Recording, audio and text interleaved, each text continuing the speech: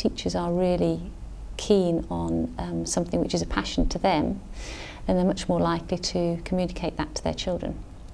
And I think we've been missing some of the passion in maths lately.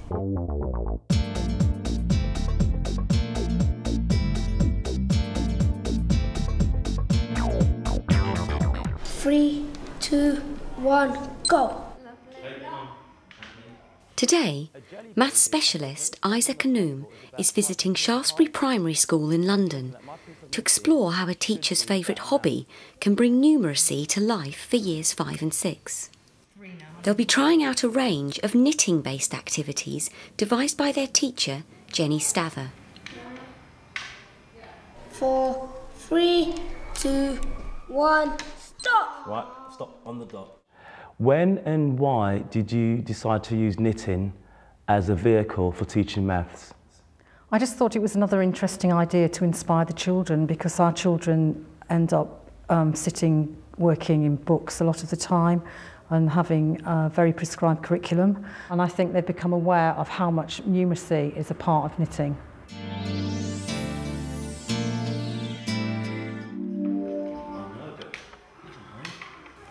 This knitting race is a chance for children to apply their understanding of measurement, time, prediction and recording. Right, now that we've finished our 2 minutes of knitting, on the record chart here, we've put that we're going to have a 6-minute prediction. Is there any way of me actually putting that prediction in now based on the results that we have got already? Yeah. Because of this 2 minutes, we done 1.3 centimeters. If you times that by 3, that will roughly tell us the answer to the prediction. Very good answer, well done. I like the way that Isaac structured that particular activity. What we're going to do. There was a chance for the children to be very engrossed in the knitting, and then there would be some mathematical activity that would come out of it. And whilst he was doing that, he was heightening the suspense and the tension, because they knew that they were going to do some more knitting after that. Tony, you've done 1.7 centimetres so far after 3 minutes. How much do you think you will have knitted in 6 minutes? 4.2. 4.2 centimetres, okay. I disagree. Why? Because 1.7 times by 2 equals 3.4 centimeters. So it would be like a big jump to make 4.2. But Tony, what do you think about his challenge to your estimate? Do you think he's right? Do you think you want to reconsider your guess? Yeah. We actually chose the group, so sometimes we had an able knitter with an able mathematician, and there was lots of support within the group. But they were all working independently at their own level. We've completed our 6 minutes of knitting. So now what we're going to try and see is what the actual amount is, and then maybe some of you can actually work out mentally the difference between your estimation and the real amount, okay? Finding a real context for estimating, predicting is quite hard. Usually it's done on the sports field, that's one of the things, or perhaps it's occasionally done with weight. But here this was done in a very enjoyable way, and actually there was something to show for it at the end too, which I think is always lovely. Professional knitwear designer Sasha Kagan explained how maths is integral to her craft. Maths is the basis of knitting, really. Sure. You've got to know how many stitches to cast on, how many rows to do. Right. And as I said earlier, you know, your tension square, how many stitches to an inch and how many rows to an inch. That's all to do with numbers. The amount of teaching that you can actually pull out from one of your designs is absolutely amazing. I saw reflective symmetry in one of your patterns, and you've rotated some of your shapes. It's so interesting talking to you, because you can explain to me what I'm doing. Right. Because what I actually do is do it by intuition.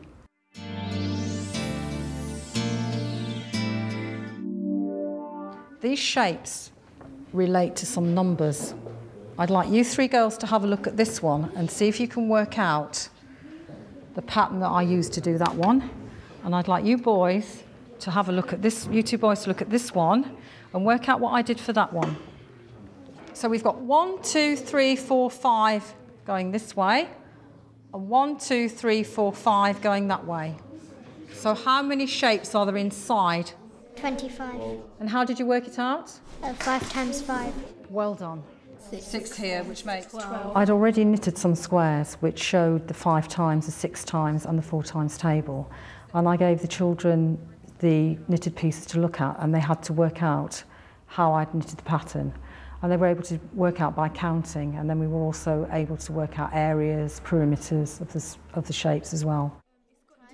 I managed yesterday to knit a triangle. What do you think I did? What do you notice about what's happening to the stitches?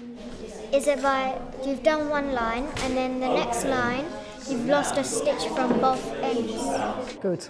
Can anybody think what other shape it might be possible to knit? I think it would be very interesting to get the children to actually write their own instructions for how to construct a triangular piece of knitting. And I suppose the easiest would be to start off with a right angle triangle, and a right angle triangle would definitely give you triangular numbers. What might be quite interesting would be to work downwards, so starting with a full row and then working downwards, taking one off each time and exploring the triangle numbers that way.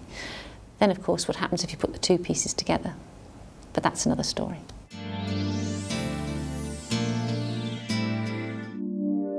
So now what I want you to try and do for me is this. Can you work out the total area for the large square that you made as a group earlier, okay?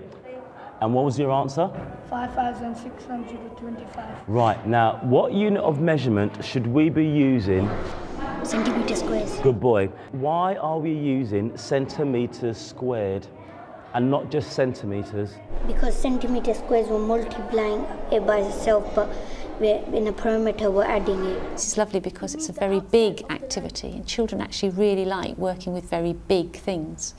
The pattern is very obvious, but because they're not totally precise, we don't have to worry about making them fit exactly. We've got lots of opportunities for them to get an idea of approximation, and they're sucking the structure out of the problem without actually getting really hooked into whether things are in absolutely neat and tidy rows.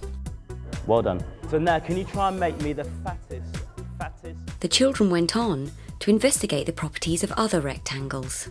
Will the area of this new rectangle be different to the area of the other rectangle that we made earlier? I can think of hundreds of activities to do mathematically with these. What about looking at starting with something and arranging them in a symmetrical pattern? Could we have something which has line symmetry? Could we have something which has rotational symmetry? Does it have to be a rectangle? Could it be a cross?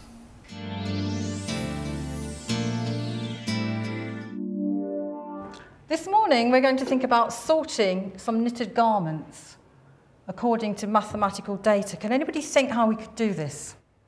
By weight.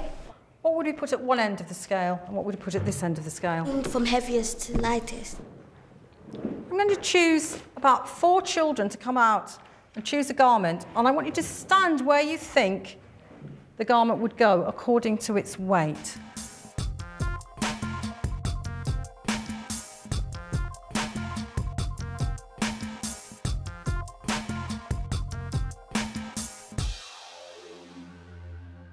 I wonder if you can make an estimate how much this one weighs. Remember, an estimate is a good guess. 500 grams. It would make an ideal start, an ideal introduction to the whole topic of knitting, or obviously weight. Weight is notoriously badly taught. I think it's also notoriously badly learnt. It's very difficult to learn to estimate weight, and that's of course because there's nothing visual. So having something like this with a real context for it is really important. 250 grams. Correct, well done. So can I just ask, now that we know Amber's scarf weighs 250 grams, does that give you any more information or help about how heavy Haroon's hat might be? 150 grams. I wanted to make the children aware of the different weights of different knitted articles, and the largest articles were not necessarily the heaviest because of the different weights of yarn that had been used. So, can you tell me something about the relationships between those 2 garments? Manisha. And 250 is half of 500 grams. I quite like the idea of simmering activities, things that you set up or pose some question at the beginning of the week, and the children then ponder on this for the rest of the time. And this would be a fantastic simmering activity because she had a big box of clothes, so she could have done some ordering of things, got the children to estimate what she thought the weight was over the course of the week. It's a bit like the equivalent of how heavy is the cake that you get at the village fair.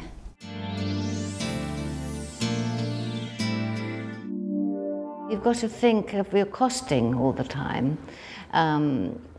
So, you know, how much is the yarn going to cost? How many balls of wool does it take? If it's really thick wool, then you're going to need, you know, not so much as if it was fine wool. And then the size of the needles depends on the size of the yarn. I mean, the maths, you could pull out all kinds of stuff for teaching, yeah. I brought with me this morning one of my favourite knitted garments, okay? You're going to try and work out how much it would have cost to have made an item like this. In order for us to actually work this out, what help do you need from me? You have to figure out how much money you have to give to them. Perfect. I'm going to have to pay them per hour. How much wool it would cost to make one of the sleeves. So, the needles, a pair of needles cost £2.40. Isaac is actually modelling problem solving, a real life problem, a real context for a real life problem.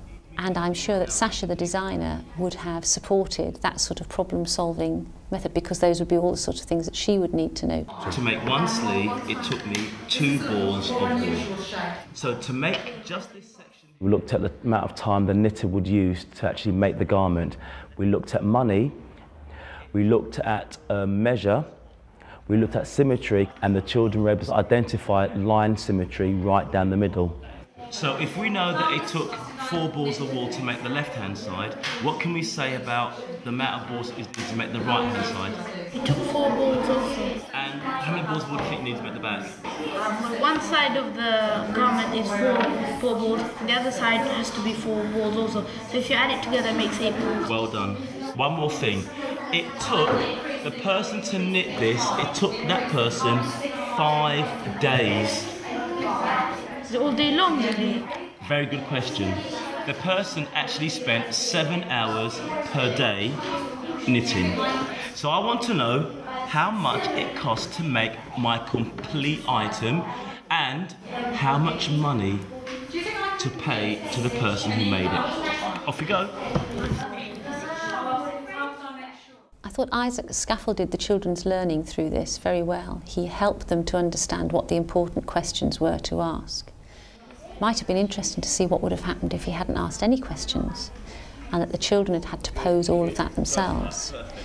And this is the balance that the teacher has to have between scaffolding the children's learning so that they can't go wrong and giving them the freedom to go wrong so that they then remember what they've done that turns out to give them a right answer. I'm sure quite a lot of those children would have been quite capable, given time, of coming up with the same solution. The interesting thing was that they would have probably remembered it much more because they would have generated it themselves. Knitting gives every child a chance to shine. Often children who are not particularly good at numeracy would be able to do something with knitting. They're actually using numeracy in a practical way. So there are lots of other passions and hobbies that could be indulged by the clever primary teacher in the classroom. And as long as you check out health and safety first, really, the world's your oyster.